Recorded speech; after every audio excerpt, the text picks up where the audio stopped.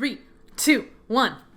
Hey everybody, welcome back to Grunge. We are picking up right where we left off. I believe that we just finished, oh, we didn't actually, okay. We will go ahead and we will, do Katz's quest. I must not have saved.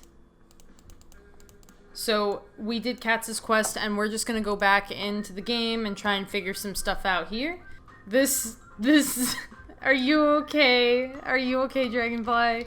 That Dragonfly's not okay. Hey, can somebody pass me the wrench? In a minute. I'll be looking over a billing. Did we make sure to charge Miss Rodriguez correctly? You did a multi-point inspection? Harmon did it. You'll have to ask him when he's back in the office. Today's his off day. Oh wait, Siri, hey. Hey guys, how's it going? Going good, mija. Just doing a few things around the office since it's been a slow day. I don't work today, but if I recall correctly, we did a multi-point inspection for Miss Rodriguez. Harmon keeps his papers in the blue folder. Wait, where's the blue folder? Second drawer in the filing cabinet on the left. Thanks. His face is transparent, and I'm gonna leave it that way. That's hilarious. Yeah, so essentially, when you reach this part of the game, there's kind of a transition in terms of the people that you'll fight, because there's a transition in these girls' lives. So, like, you're no longer gonna be fighting, like, street bullies, because that doesn't make any sense. Like, you're no longer in high school. There's not gonna be, like, bullies like there were earlier in the game. So what you do fight are bigots and perverts. And so the fighting has been kind of designed based off of like what women have to deal with when they get older. I should have thrown in like some legislators. I should have been like politicians. Ooh, everybody's level 12. We're all doing so good. I just had to figure out where we're going. Oh, this is Jackson. Here we go. Miss, I'm so sorry to bother you, but I'm in a bit of a tough spot. My father recently passed away and paying for the funeral is expensive. I'm sorry to hear that. I'm the sole caretaker of my younger siblings, but I'm in so much debt I can't afford groceries this week. So you want some money? Actually, if you have any food items, you have some popcorn, you decide to donate it. Oh my god, oh my god. We donated so much stuff. Okay, yeah, so we're at 81 hearts. So guys, we're officially at the part where we should have enough hearts to be able to complete this game without it being a problem. But you know what? We're gonna keep going. We're gonna keep going. I'm gonna show you guys how to get the rest of the quests here. So this is Dolly, I believe. I think either that or her name's Polly. I forget. Oh god, I can't find my daughter. She was here just a second ago and now she's gone. Have you seen a little girl anywhere? She has a blue dress and blonde pigtails. I haven't, but I'll keep an eye out for her. Oh, Amon, you need... Excuse me, miss? Yeah? Do you have $10 to spare? I might. Why? I'm trying to meet my friend downtown. I'm supposed to help her move into her new apartment today, but I don't have any money for a bus pass. My wallet's missing. Here's $10. That should cover your way there and back, right? It should. Wow, thank you so much. I normally don't do this. I've been asking people for help. Well, I need a little help sometimes. I hope that someone would do the same for me. You owned your heart token. So we got... Oh, it's a bigot. I'm honestly surprised that more things have not been breaking. Like legitimately surprised. Oh wait, Phyllis's Quest. This is Phyllis's Quest. Oh, Flo, have you seen that dreadful girl around lately? Marisol, the Mexican goth girl. I might have seen her once or twice, yes. Why? My god, she's terrifying to look at. All that makeup and black clothes. Why do girls dress that way? Well, I think it's just a style, Phyllis. Every generation has different styles and fashions. I find it kind of interesting to see. I find it deplorable. Honestly, I wish that we did have something like a fashion police. Now, Phyllis, I'm just tired of all these raggedy people. Excuse me? But did you know that if you can't say anything nice, you don't have to say anything at all? Excuse me? You don't need to comment on anything anyone is wearing. It doesn't impact you. She's got a point, Phyllis. Is that how you kids think these days? Employers care about what you look like and how you dress. Your sense of taste matters. Okay, again, I don't see how that's your problem. Besides, she's a teenager. Why are you gossiping about a child? Don't you have anything better to do? Phyllis, she's right. You really shouldn't get all bent out of shape over what these kids are wearing. How would you like it if I told you that I thought your clothing was tacky? Phyllis gasps and places a hand to her chest. Flo chuckles. My outfit is not tacky. It's bright and fresh. So you see, fashion is subject to taste. Young lady, I suppose you're right. I'll focus on holding my tongue from now on. You earned a heart token. Phyllis, you're, like, awful. Phyllis is, like, one of those characters that, like, I legitimately, like, just friggin' hate. Oh, there she is. There's the baby. No, come back here. I need to find your mom. The little girl wails, trying to wipe away your tears. Let's go find your mama, honey. What does your mama look like? Mama has hair like me. What was your mama wearing today? A blue dress. Okay, let's go find her. We gotta go take this child back to her mother. Hey. Oh, no. We got a pervert. We gotta fight him. Hey, I found your daughter. Polly, baby. Mama, how did you find her? She was just wandering around the park. She must have just walked away from you and decided to go play, then forgot how to get home. I can't thank you enough. I was worried sick. You earned 2 heart tokens. Yeah, we got 85 now, guys. Okay, so we did Phyllis, Pauline, Dolly's quest. So we've done every single quest here. Oh, no, wait, I'm sorry. We have to go find Echo because remember we gave Echo all that money? Well, now we get to see exactly how things have played out. Here we are. Holy crap, you actually opened up the casino. Yeah, why? Did you think it wasn't gonna happen? Not this fast. Oh, I just needed the money to secure the lease. How's business so far? Booming. By the way, here's your return on investment. This is $100 though. Yeah, I said I'd give you back your money with interest. Well, thank you. $100 would actually be really helpful for me right now. No, thank you. I appreciate your support. You find a heart token wrapped up in the $100 bill. Aw, thanks, Echo. He's so nice. Okay. Let's go actually stop by Will and Harmon's place before we continue with the rest of the quest here. I'm not gonna, like, go through every single part of this game at this point because we've... Oh, nope, not where I wanted to go. Because, like, we've done it, you know? We've finished what we've needed to finish. So, there's a secret area back here. Yay, Will and Harmon, this is their house. Hello, Sarah, how are you? Will! You give him a big hug, he laughs. Child, you see me every week, and yet every week you hug me like you haven't seen me in years. Because every time I do, it feels like it's been years. How's Candace doing? We've been meaning to stop by and see her, but we've been tied up with yard work and chores. She's good, tired all the time, but otherwise good. She's ready for the baby to be here already. I'll bet, so what's going on? I was just in the neighborhood and wanted to stop by. Hi, Harmon. Well, hello, Sari. Hey, Harmon. You know, you don't have to see me on your days off, right? I know, but I like seeing y'all. We like seeing you, too. Well, can you remind me where I put the rake? Pretty sure it's in the shed. Not back behind the house? Could have sworn I left it by one of the old pine trees. Last I checked, it was in the garage, hon. So anything going on aside from your artwork today? Nope, but I do have some exciting news. Are you going to Iceland? We're going to Iceland. Wait, yes. How did you know that? Harmon's been talking about it for a while. Well, you're good at keeping secrets. When are you guys going? Next month. I have to say I miss teaching, but I love being retired. Now I can just go on vacation at the drop of a hat. Before it would take almost a year of planning. Well, I'm happy for you guys. It's going to be an incredible experience. You and Carmen should travel abroad too if you ever get the chance. Carmen's talking about wanting to go to Spain and France, but those plane tickets are very expensive, and I don't think I even have a passport. You'll get the chance to one day. Hey, it's my girl! Harmon gives you a hug. Thanks for swinging by and coming to see us old geezers. Aw, Harmon, I never passed up the chance to come and see you too. Well, still, sure you got better things to do. How are your friends? Candace, Brandy, Carmen? Everybody's doing good. I'm dealing with some drama today. Apparently someone broke into our mailroom and stole one of our packages. Ugh, that's awful. I'm sorry. I hope you catch the guy who did it. That's the plan. Say, Harmon, you wouldn't happen to know of any suspicious characters who may live in my building. Well, there's some fellow there whose name I can never remember. He's a total... Sorry, there was a fruit fly. He's a total weirdo. Kind of smells like sulfur for some reason. Dude moved into the neighborhood a few years back. Doesn't talk much to anyone, and when he does, he's not too nice. He's definitely a sketchy character.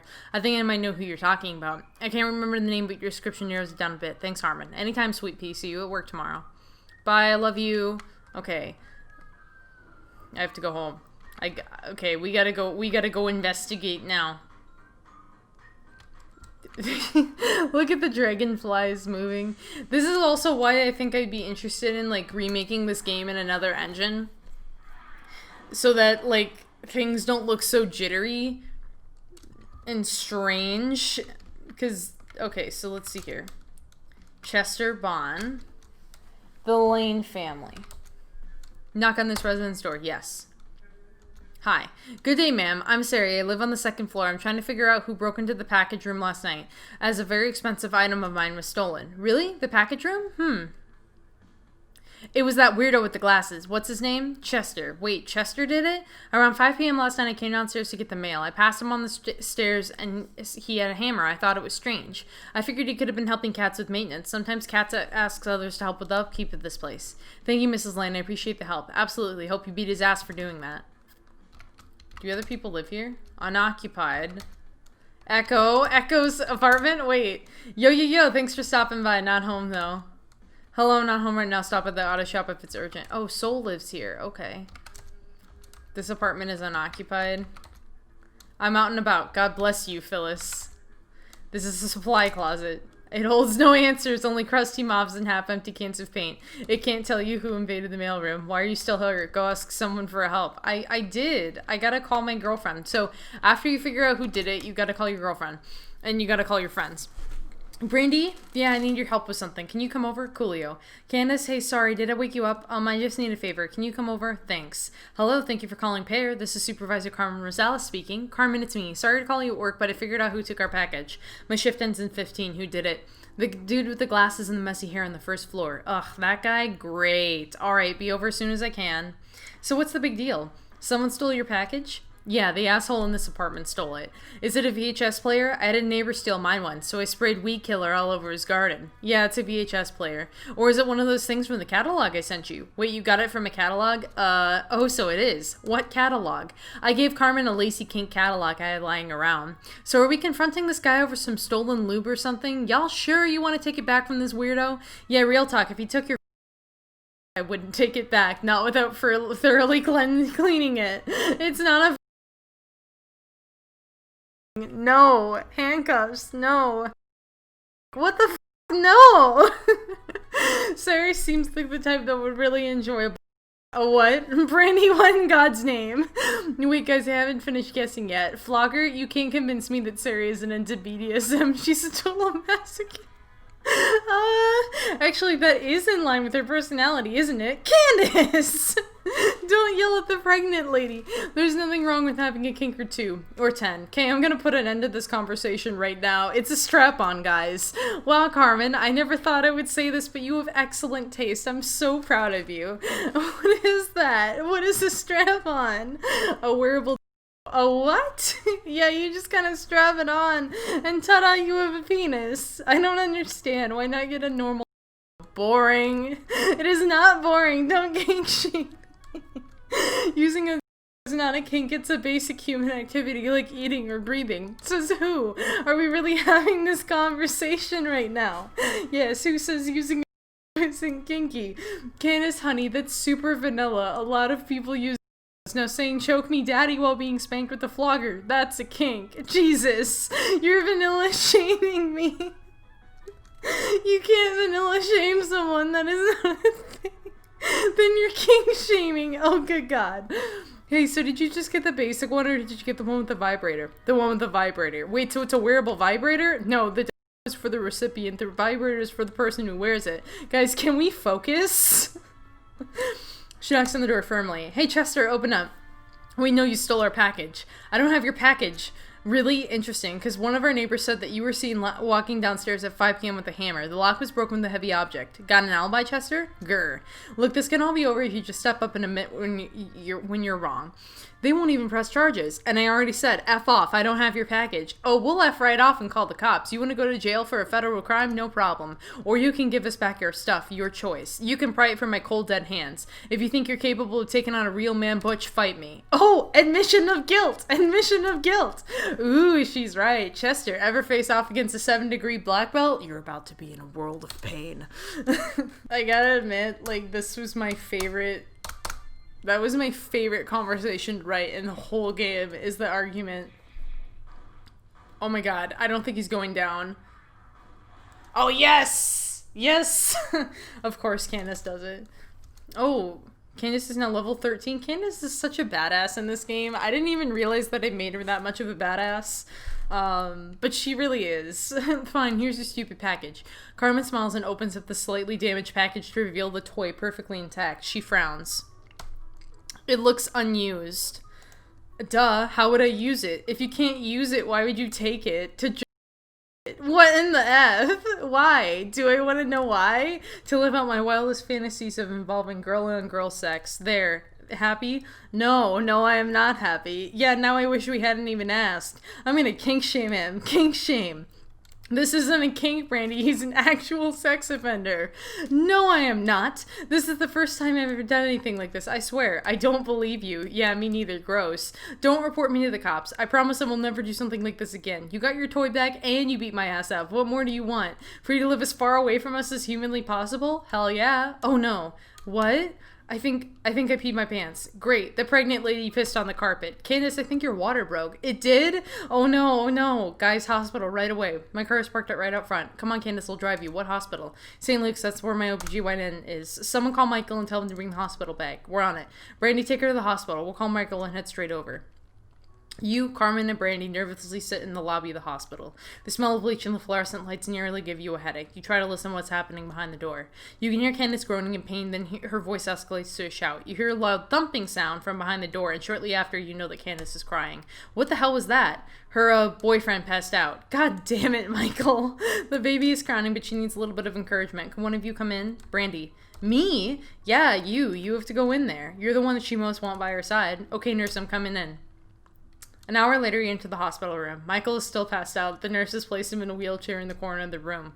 Brandy lays on the bed with Candace, the two of them cradling the newborn baby. Candace, she's beautiful. She's so beautiful. Hello, little Alexis. Welcome to the world. Candace is nursing the baby. She stares up at her mother with her same brown eyes. She's so tiny. She's got so much hair already, right? The nurses said that was weird. It might fall out, you know. I heard that babies lose hair pretty easily. Javi had a bald spot for several months when he was a baby. I wouldn't be surprised. When she's finished eating, y'all want to take turns holding her? Of course. She's a bit hungry for someone who's only existed for 5 seconds. The nurse showed me how to nurse her just before you guys came in. I've been here since 6:45 a.m. They didn't even let me eat. I'm starving. Let me get you something. Oh, Brandy, no, don't worry about it. It's not a big deal. I'll just go get you something from Mickey D's. I can't believe those assholes wouldn't even let you eat. They refused to give her an epidural, too. What? Why? Because they're douchebags. Well, it's all over now. Brandy, take the 20 from my purse if you're going to get us food. Nah, I got it. Bye, Brandy. See you in a little bit. I wonder if Michael's gonna wake up soon. Probably when the food gets here. He tried his best. He's squeamish when it comes to blood. I think Alexis is finished now. Y'all want to hold her? Carmen eagerly takes Alexis from her. She coos and speaks to her in sweet, incoherent babbles. Candace laughs. She likes you. I love babies and they love me. For some reason, that admission drives a nail into your gut. You smile at Carmen nervously and watch for a few minutes as she plays with the baby. She gets up to use the restroom and returns Alexis to her mother. Sari, you don't want to hold her? I'll hold her later. Sari, don't do that. What? You know, I saw you stepping straight up when she said that. Some people like babies. That's okay. We can't have babies. Never say never, hun. Besides, y'all don't have to have babies to be happy. You can have children in your life, and that can be enough if you want it to be. Don't worry and don't read so deeply into what she said. Look, if Carmen is unhappy, she'll tell you. Okay. Good. Do you want to hold her now? Okay. I haven't held many babies before. Just support her head. Lay it in kind of the crook of your arm. It's easy. Hello, Alexis. Welcome to the world. She blinks and yawns. Yeah, it's not very exciting so far, is it? Thank you for being here today, Sari. Oh, of course, we wouldn't have missed it for the world, you know? Yeah, well, I still appreciate it. It was definitely a scary experience, so I'm glad I had y'all's support. I can't believe Michael passed out. He's been pulling a few all-nighters for tests this week, and he's always been squeamish when it comes to blood. It's funny, he loves horror and sci-fi, but he can't stand the sight of blood. Well, at least he stayed awake as long as he could. Well, it's all right now. He'll be ready to meet his daughter soon. Hey, so, I know you were nervous about becoming a mom. How do you feel now? Well, my vagina has been ripped all the way down to my pushing on a 9-pound baby, and right now I'm wearing a diaper, so physically, not that great. And emotionally, I mean, wow. That's a whole other ordeal. I never thought I could love someone so fast, you know? Looking at her now, it's surreal. At the same time, though, I'm still nervous. But honestly, Sari, I think that kind of comes with being a parent. You love this life you made so much, but you're not sure if you're ready for any of it. You want to do right. And I'm going to make this as right as I can. You will, Candace. I know. We're at the dairy freeze now. Okay.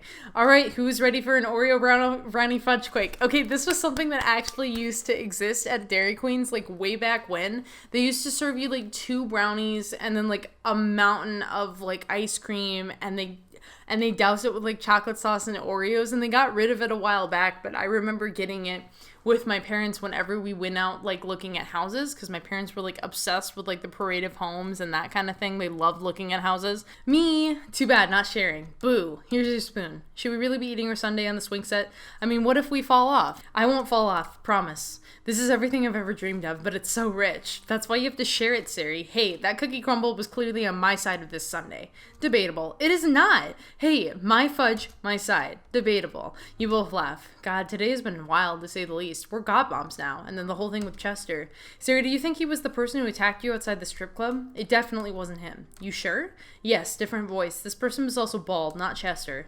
However, you think we ought to turn Chester into the cops? I don't think the cops will care, Sari. We got the package back. As long as he doesn't do anything else, which I doubt he will, I think we're good. Yeah, I mean, I'm not exactly keen on filing a police report, especially after everything that happened with Kenny. You still remember when your mother arrived at the station to help you file the report. The harshness of the officer's tone, the hurried precision of his questions, it all seemed so hostile. At the time, you tried to give him the benefit of the doubt. The questions were just him doing his job, right? But looking back, you're not so sure. Maybe they blamed you. Maybe they thought it was your fault. Maybe it is your fault. Right. I can't believe how much Candace's daughter looks like her already. It's wild. Yeah. Carmen? I wasn't going to say anything, but do you want kids? What? Today when you were holding Alexis, I kind of just had this oh shit moment. Like, I realized that we can't have kids, and I never thought that you'd want kids. Well, I mean, I love babies. I think they're cute, but I think we're still too young to think about kids. When would you want to have kids? When I feel like wasting all the money I've built up in my bank account. Carmen. Oh, wait. I'm sorry. You wanted a serious answer? Personally, I don't know how I feel about being a mom. I know I don't ever want to be pregnant. Why? Well, my mom's heart problems were really bad. Pregnancy would make that worse. I think I'm honestly too scared to do anything like that. You think you've got the same health problems your mom did? I think I'm developing them. My cholesterol is getting a bit high, and my doc thinks it's weird given that I exercise 5 days a week and don't eat poorly. So that leaves you. What? Yeah, I think you're the one who has to decide whether or not you want kids, honestly. If my uterus isn't involved in this situation, I mean, it's your call. How will we even have kids? We could find an attractive, fairly healthy, intelligent friend and use a turkey baster? Oh my god, who would we pick? That's the problem, I don't know who to pick. You set your standards high. I would just like a kid that doesn't have my nose. What's wrong with your nose? It's too big. It is not, says the person with the cute button nose. She laughs. Seriously, Serafina, I don't have it set in my heart that we need to have children. Maybe someday that will change, like when we're in our 30s. Or when I feel like wasting all the money I built up in my bank account. You're awful. But yeah, I don't think I've given much thought to it either. Phew, what? It's just that I was really worried about this for a second. You think I'd leave you if we couldn't have kids? Well, kids do seem to be a deal breaker. I mean, sure, for some people, not for me. I think that you and I could live a great life with or without kids.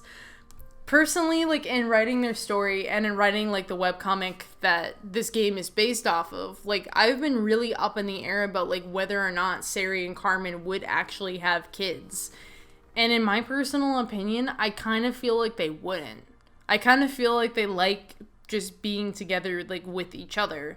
And I don't feel like they're the type of couple that's like, we need to have kids to make this feel complete. You know, I'm still up in the air, and I think that maybe this is just a reflection of me from how I'm writing, like, because in my life right now, I'm like, I don't really care. I can't have children. I've mentioned this before, but like Carmen's health problems are like based off of my own health problems. Not the endometriosis thing, but the high cholesterol thing, the thing with her mother being so at risk for cardiovascular problems at a young age. I have a condition that basically means that, like, if I have children, if I do choose to have children, I'd be passing on my condition, and pregnancy becomes really dangerous for me, as well as, like, really unhealthy just for me in the long run. Not saying that I can't, like, have a kid of my own and get pregnant if I wanted to. I probably could, but that's a really bad idea for like a lot of reasons. Yeah, so at this stage in my life, I'm like, that doesn't feel like critical to me. That doesn't feel like bad, but it's possible. So it's possible that that's what's being reflected in the writing here. And maybe like when I'm older, I'm going to be like, no, I think I'd like to actually explore having children.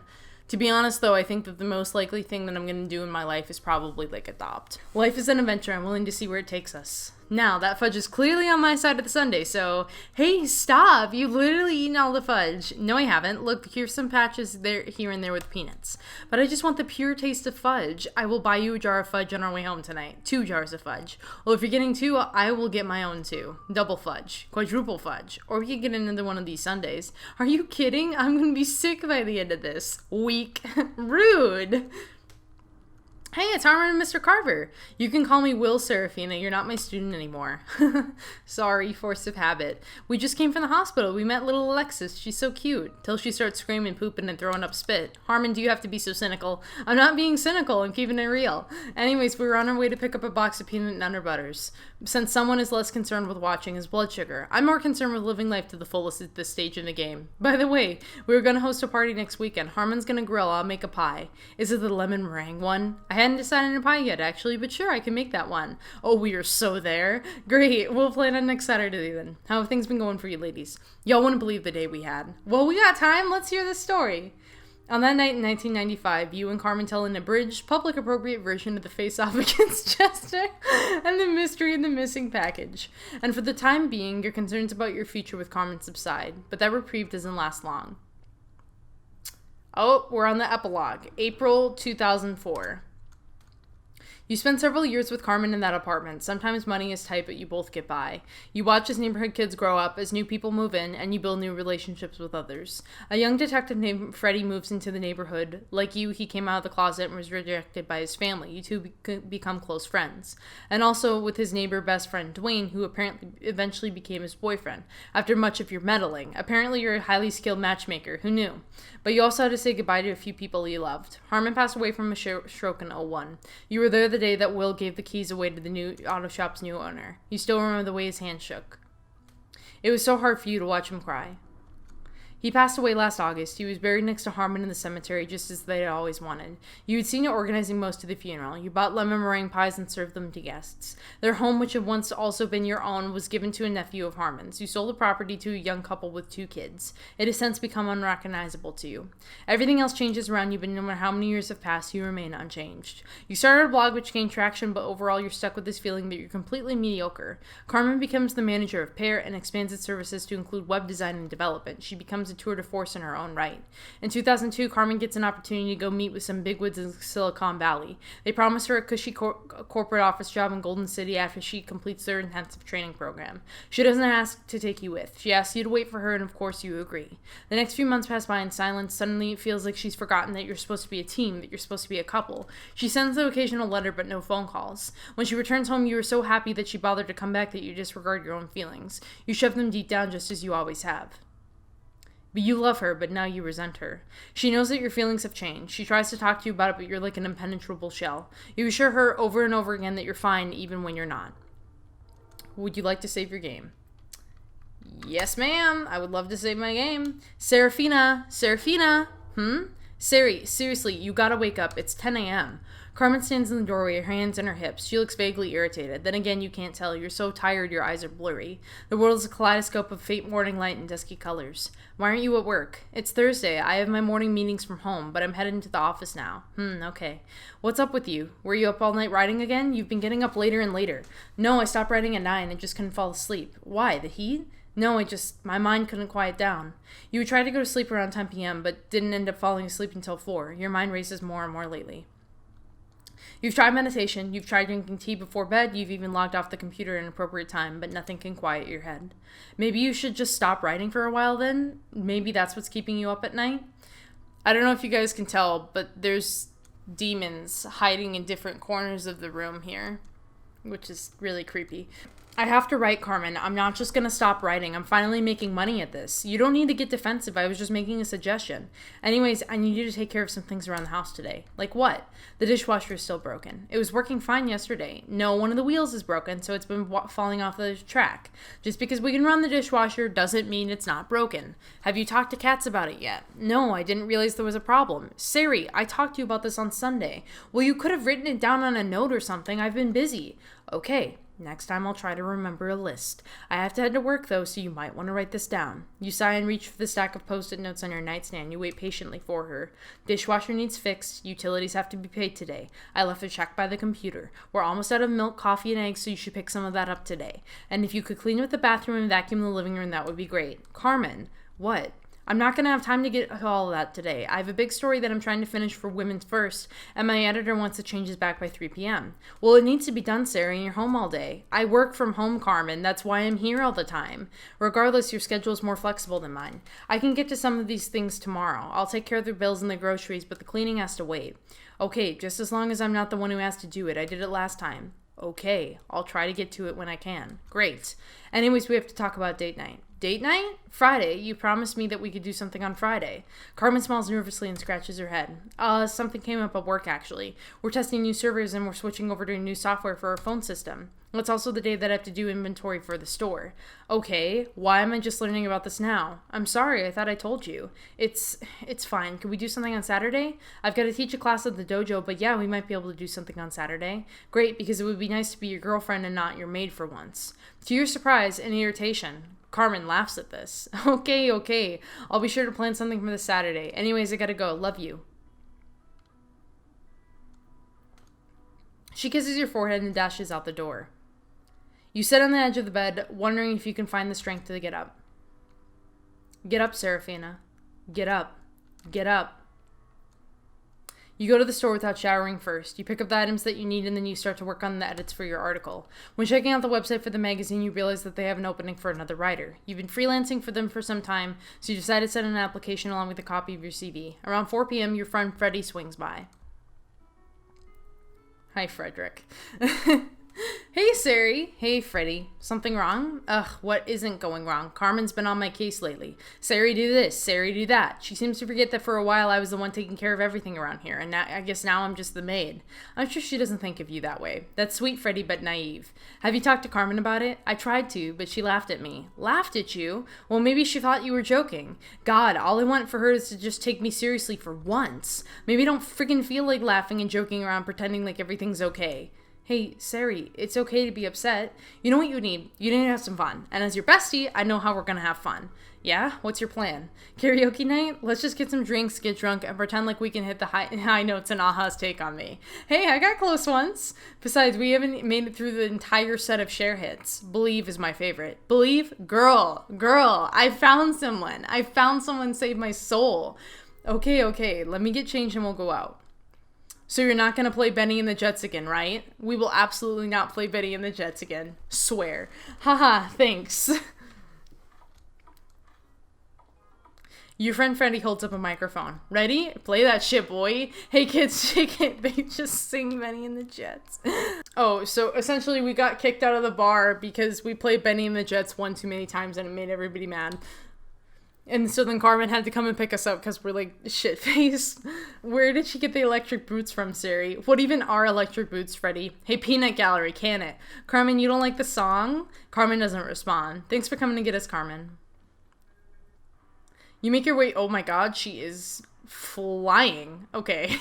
You make your way back to the apartment. As soon as she opens the door, she lets loose a string of strangled Spanglish curses. She's calling you a cabron, which you're pretty sure means bastard. Or asshole, you forget. Hey, it's okay. We will never do it again. We're gonna go back next week and just play Toto's Africa. Cállate, cabrón. Oh shit, she's using Spanish. She's pretty pissed off. Freddie, dude, shut up. Yes, Freddie, I'm really pissed off. My girlfriend apparently thinks it's funny to F with a bunch of karaoke goers and skip work because she doesn't feel like it. Well, I work 40-hour weeks busting my ass to make money, and rather than being practical, she spends it on tuning up the motorcycle she rides 3 months out of the year, or buying drinks, or karaoke nights. Well, next time we'll invite you. Are you kidding me? That is not the point I'm making here. Jesus, I don't know what's going on with you, Sari, but you would better shape up. Shape up? Ever since I got back from California, you've been nothing but a pain in the ass. Why the hell is it that when I ask you to do basic tasks like turn in the payment for a utility bill or talk to cats about fishing the dishwasher, you can't do it? It's like you're punishing me. Carmen, I'm not punishing you. Really? Then why are you acting like this? You have no answer for her. Haven't you always acted like this? You've changed. I don't even know who you are anymore. Whatever happened to the woman who wanted to write the next great American novel? How did she turn into the slob that sits around at home and spends all my money? Hey, what the f***? I don't sit around at home all day. Oh, that's right. I'm sorry. You spend your days getting high with Dwayne and then spend your nights dicking around at work with Brandy or singing Betty and the Jets at karaoke with Freddie until you two get kicked the f*** out. Jesus, it's not even that great of an Elton John song. I mean, how many times can two people play Benny and the Jets? We counted 38 times before we got kicked out. Freddie, why are you still here? Can you go home? Carmen, chill the f*** out. No, I can't chill out. We're up to our necks in bills and you won't stop spending money and doing stupid shit. Maybe I would chill out if you weren't such a f***ing child. Maybe if you weren't such a bitch and would learn to let loose. I know you didn't just call me a bitch. I'll say it again. You better not, bitch. Carmen doesn't scream or break anything. Her left eye just twitches like a nervous snapped. I'll see myself out. Night. Freddie practically scrambles down the hall. Wow, I can't even begin to handle you right now. I can't even begin to process what a total piece of shit you are. I'm the piece of shit? I'm not the one that ran away to California and never called. Ho ho ho! There it is! I f***ing knew it. You take off for 6 months and you never call. How the f*** am I supposed to feel? How am I supposed to react? Like an adult. Like a grown-ass woman who's capable of using the English language and communicating how she feels. Aren't you a writer, allegedly? Shouldn't you know how to do that better than me? Actually, Carmen, silence communicates just as much as words do. The radio silence you gave me for 6 months was complete bullshit, and you know it. I don't know what you did or who you were with, but no one. See, you get really defensive when I suggest that you were having an affair, which just makes me think that I'm right. I'm getting defensive because I wasn't with anyone. I was working. I was taking classes for my job, and I wrote you letters. It wasn't my fault that Chester nab them. Letters aren't a normal form of communication. This isn't 1796 and you aren't the IRS. Why didn't you call me? Because I missed you. And that would have made it worse. I would have wanted to come home and I couldn't do that. I needed this promotion, Sari. We need the money. And I told you that before, and I don't get why you're still upset about it now. Why I'm upset? I had no idea where you were. You could have been dead for all I knew. If you ended up in a hospital, they wouldn't have called me. They would have called your dad. And can you imagine how freaked out he would be? You want to lecture me about being an adult and personal responsibility? Fucking own up to your shit. So this is why you're reacting like this. You're retaliating. I didn't hear a apology, did I? I'm not apologizing to the woman who just said I was a bitch. When you're worthy of an apology, I'll give you an apology. Well, guess what? When you're worthy of a girlfriend, I'll be your girlfriend. Till then, I'm gonna act like a pain in the ass. Not under my roof, you're not. Your roof. I pay the rent and the majority of our bills. Yes, my roof. Get your shit and go. Where? It's 1 a.m. I don't give a shit where. Are you serious? I've never been more serious in my life, you clown. You get 10 minutes to pack. And you wonder why I called you a bitch. Pack your shit, Serafina. Ooh, full name. That really stings. You roll your eyes as you enter the bedroom. You can hear her sniffling, but you don't even care. She's kicking you out in the middle of the night. She's the one who started this fight in front of Freddie, and she won't apologize for what she did. You throw some of your clothes into the bag along with your laptop. You grab your toothbrush and hairbrush from the bathroom, your purse and wallet. You push some of her shit that was on the counter onto the floor. Hell, 10 minutes? You only needed 5. She's leaning against the wall of the kitchen when you exit. She looks at you bitterly. Her wet mascara stains the undersides of her eyes. You slam the front door shut as hard as you can. Guys, I have to bring this to an end. I'm really sorry, but we have to come to an end. So this is pretty much where shit hits the fan in the narrative, where things that you've let build up over these years, the fact that you don't talk about your feelings, that you can't really communicate, that you can't really articulate, the fact that you've obviously been dealing with depression for this long of a time, but yet you haven't gotten like treatment for it. It hasn't been acknowledged. Like, it's reached the point where you can't like mask your symptoms anymore. It's now taking over your life. So yeah, this is gonna get heavier here on out. I think that we're almost to the end of the game, so I really hope that you enjoy, and I really hope that you're excited for the next couple of episodes here. I don't know if it's going to be one more episode or 2. We might be finishing up we might be finishing it up next time. But anyways, thank you all so much for watching. If you like this video, please leave a like. It really does help the channel out. Consider subscribing to the channel, especially if you want to catch these last few episodes of the playthrough.